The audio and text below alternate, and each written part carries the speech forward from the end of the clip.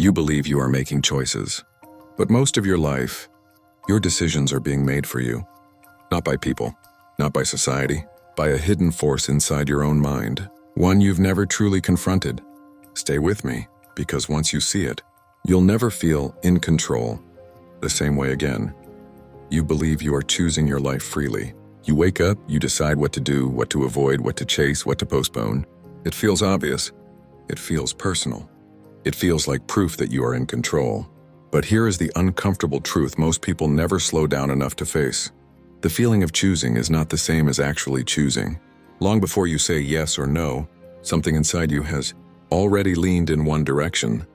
A mood, a memory, a fear you didn't name, a desire you didn't admit. The mind prepares the answer quietly, and then presents it to you as if it were your own independent decision.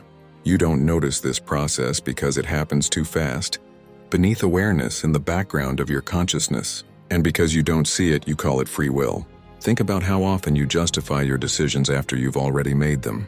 You say this made sense, or it felt right, or I had no other option. Those explanations are not the cause of the decision.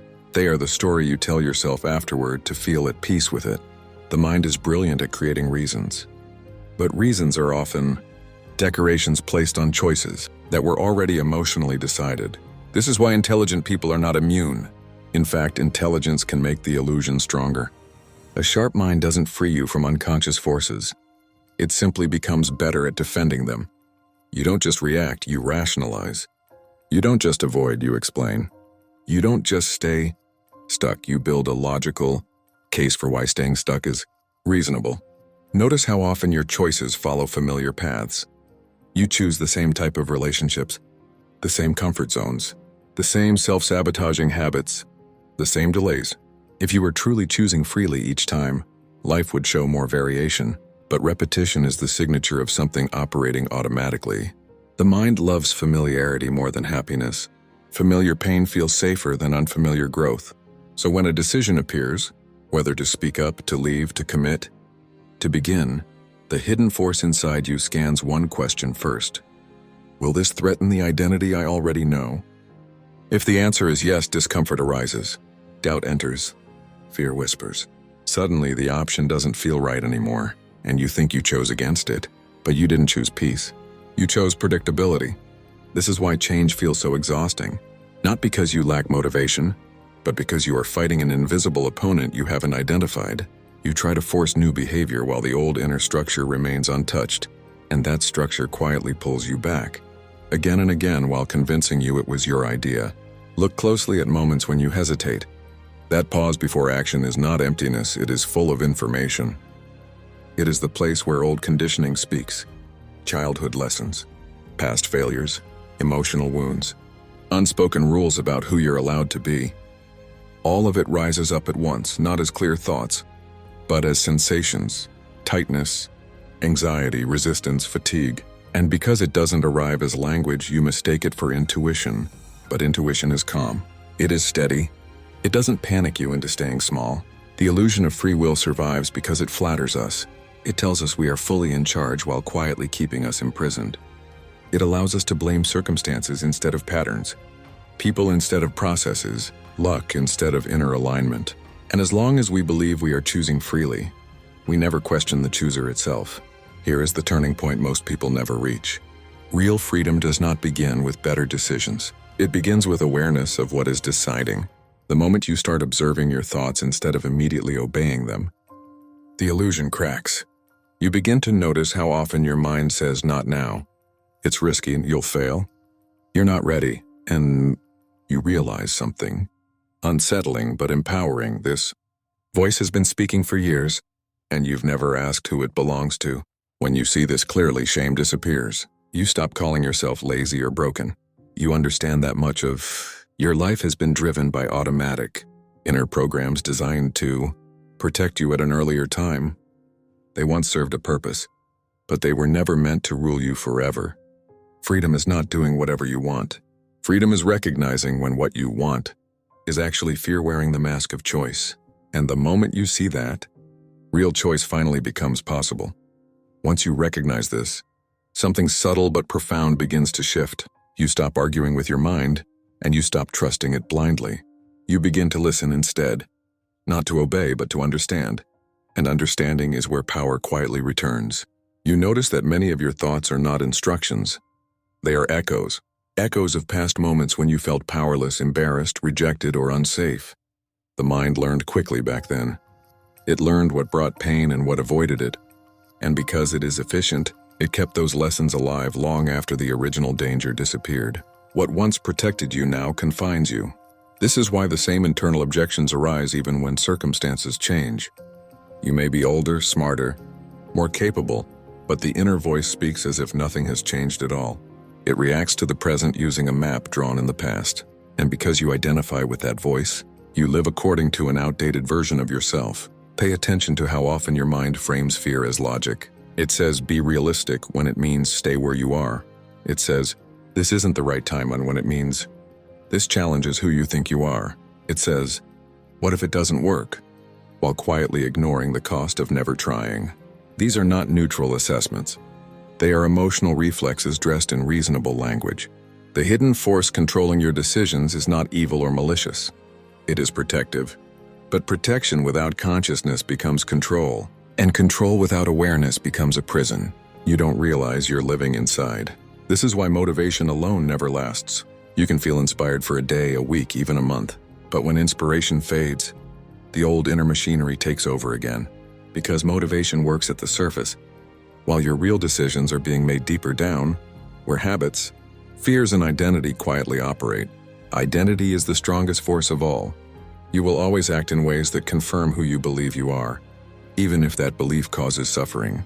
If you see yourself as someone who always struggles, you will unconsciously recreate struggle. If you see yourself as someone who isn't confident, you will interpret every challenge as proof.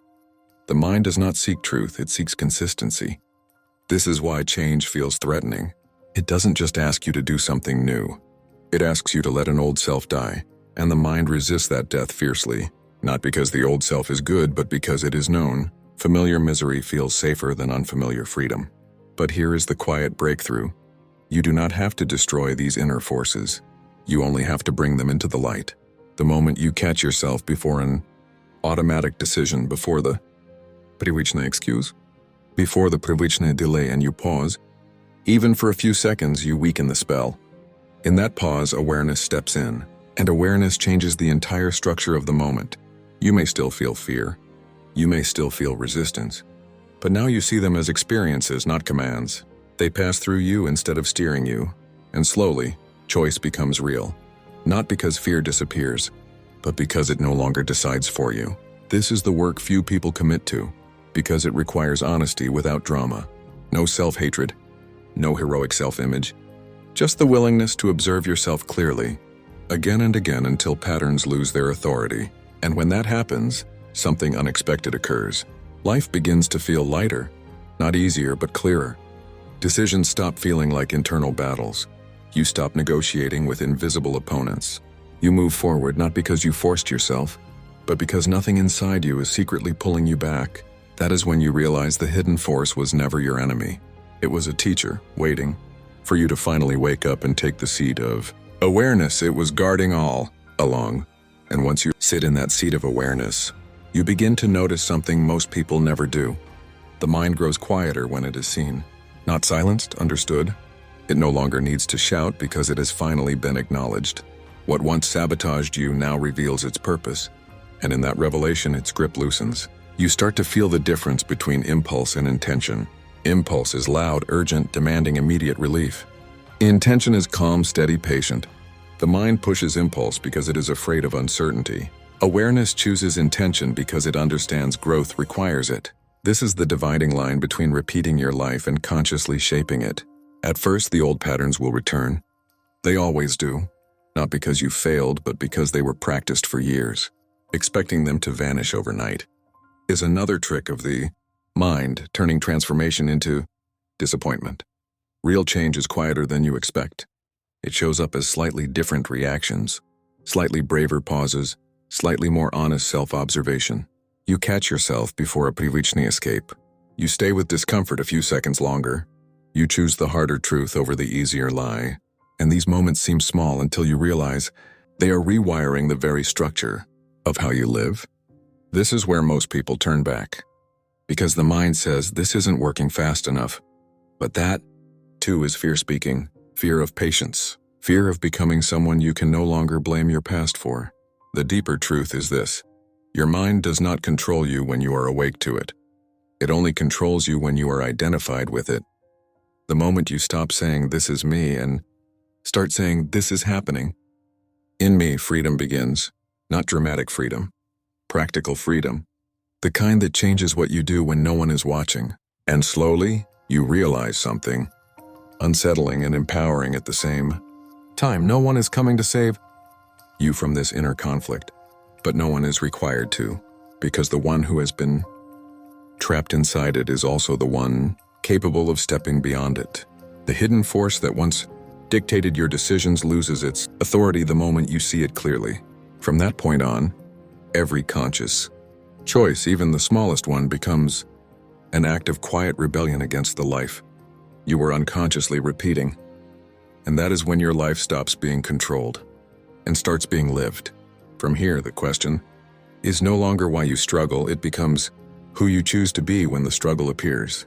Because awareness does not remove difficulty, it changes your relationship to it. The same pressures exist, the same fears whisper, the same habits knock at the door, but now they knock instead of command. You begin to notice a strange shift. Situations that once controlled you now reveal your inner state. Conflict shows you where you are still divided. Resistance shows you where growth is asking to happen. Anxiety shows you where truth is being avoided. Nothing is wasted anymore. Everything becomes information. This is the quiet power most people never reach. Not domination of the mind, but partnership with it.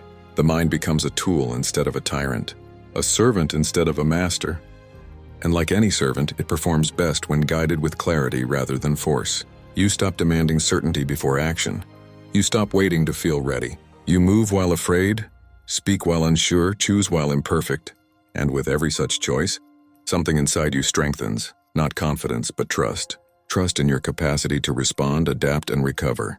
This is how identity changes, not through affirmations, but through repeated evidence. Each conscious decision becomes proof that you are no longer who you used to be. And the mind, which once resisted change, begins to update its image of you. It stops clinging so tightly because it senses stability within awareness itself. Eventually, you look back and realize the life you were trapped in did not end with a dramatic moment. It faded quietly, replaced by a deeper presence, a sharper honesty, and a responsibility you no longer fear, because now you understand the final truth. The force that once controlled your decisions was never your enemy. It was an unconscious part of you waiting to be seen, and once it is seen, it no longer needs to fight for control. What was hidden loses its grip the moment it is brought into awareness. That is the paradox most people never discover. You don't defeat the inner force by resisting it, you dissolve it by understanding it. The moment you stop running from what moves you, it stops dragging you. You begin to feel a new kind of stillness. Not the stillness of avoidance, but the stillness of alignment.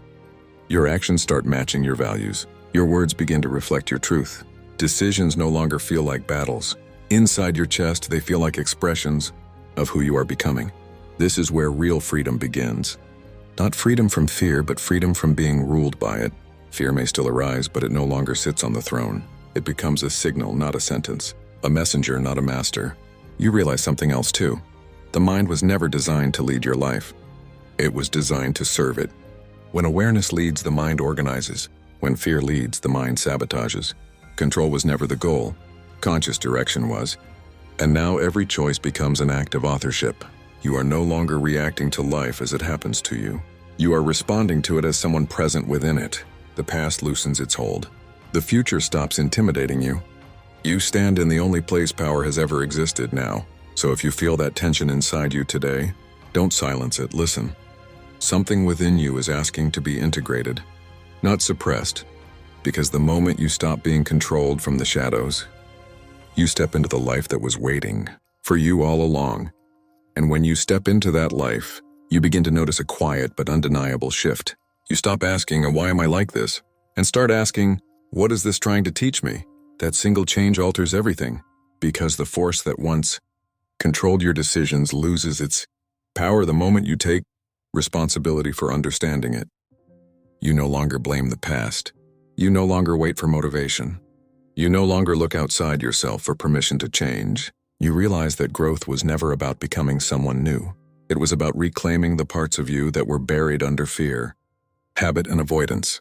This is where courage is born, not the loud kind, but the quiet decision to face yourself honestly, to sit with discomfort instead of escaping it, to choose awareness over autopilot again and again. And the most powerful truth of all? The moment you see what has been controlling you, it can no longer control you. From here on, every conscious choice becomes a vote for the person you are becoming. And eventually, without forcing it, without fighting it, you wake up one day and realize you are no longer being driven by an unseen force.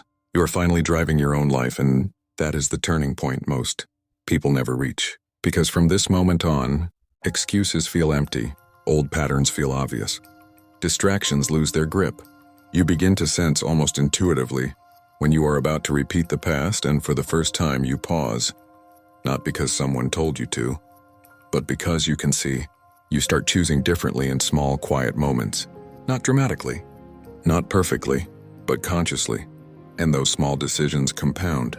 They reshape your identity. They teach your mind a new rhythm, one built on awareness instead of reaction.